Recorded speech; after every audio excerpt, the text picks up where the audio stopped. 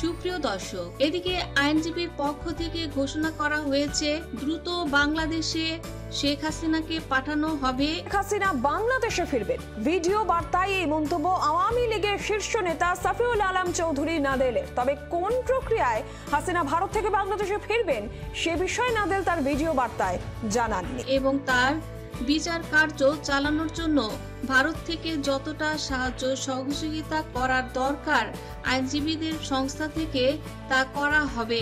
কোনো আইনজীবী শেখ হাসিনার পক্ষে কথা বলবেন না, এটাও তারা ঘোষণা দিয়েছেন। হিন্দুদের কোলে মুসলমানরা সুরক্ষিত, মুসলমানের কোলে হিন্দুরা সুরক্ষিত, কিন্তু এই বিজেপির আমলেতে হিন্দুরাও সুরক্ষিত নয়, এই বিজেপির আমলে মুসলমানরাও সুরক্ষিত নয়। এবং বয়কটের ডাক দিয়েছেন ওই সাংবাদিকদের জন্য যারা শেখ হাসিনা এবং মোদির হয়ে লড়বে। আইনজীবীর পক্ষ থেকে এও ঘোষণা এসেছে, শেখ হাসিনার ফাঁসি চাই এই দাবি সকলকে তুলতে হবে। কোনো আইনজীবী যেন শেখ হাসিনার পক্ষে না দাঁড়ায়। যে সাংবাদিক বা আইনজীবী শেখ হাসিনার পক্ষে কথা বলবে তাদের চিরতরে বয়কটের ডাক দিয়েছে এবার ভারতের আইনজীবীরা। এদিকে বাংলাদেশের পাশাপাশি ভারত যেমন শেখ হাসিনাকে নিয়ে বিরক্ত, সেই সঙ্গে বাংলাদেশের মানুষ আরো বেশি ক্ষিপ্ত শেখ হাসিনার উপর।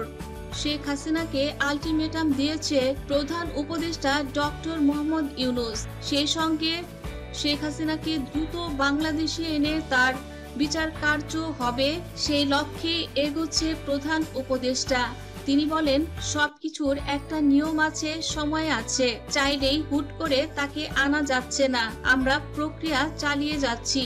সুসংবাদ দিয়ে প্রধান উপদেষ্টা বললেন, এবার যত যাই হোক শেখ হাসিনাকে আমরা দ্রুত বাংলাদেশে আনব এবং বাংলাদেশে এনে তার ফাঁসি অথবা আমৃত্যু কারাদণ্ডের ব্যবস্থা করা হবে। আর শেখ হাসিনার পুত্র সজীব ওয়াজেদ জয়, তারও শাস্তির ব্যবস্থা করা হবে।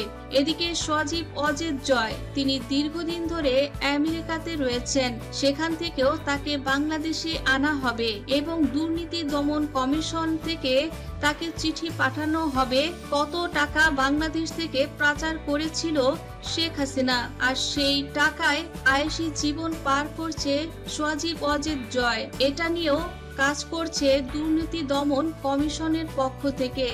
ডক্টর ইউনূস বলেন, আওয়ামী লীগের কোনো প্রার্থীকেই ছেড়ে দেয়া হবে না। এদিকে মোদির সম্পর্কে ভারত থেকে এখন অনেকেই কথা বলছেন। যারা আগে চুপ থাকতেন তারাও এখন মোদিকে নিয়ে কথা বলেন। মোদির কাছে কেউই সুরক্ষিত নয়। আদিবাসী, মুসলিম, হিন্দু, বৌদ্ধ, খ্রিস্টান কেউই মোদির কাছে সুরক্ষিত নয়। বিজেপির আমলে কেউই সুরক্ষিত নয়। হিন্দুরাও সুরক্ষিত নয়, মুসলিমরাও সুরক্ষিত নয়। মোদি এবং হাসিনা তারা দুজনেই ফ্যাসিজম চালিয়ে যাচ্ছে হিন্দু, খ্রিস্টান, বৌদ্ধ সবার উপর। হিন্দুদের কোলে মুসলমানরা সুরক্ষিত, মুসলমানের কোলে হিন্দুরা সুরক্ষিত, কিন্তু এই বিজেপির আমলেতে হিন্দুরাও সুরক্ষিত নয়, এই বিজেপির আমলে মুসলমানরাও সুরক্ষিত নয়। ফতেপুর থেকে শুরু করে, ইউপি থেকে শুরু করে, হরিয়ানা থেকে শুরু করে তার জ্বলন্ত উদাহরণ আমরা দেখতে পাচ্ছি।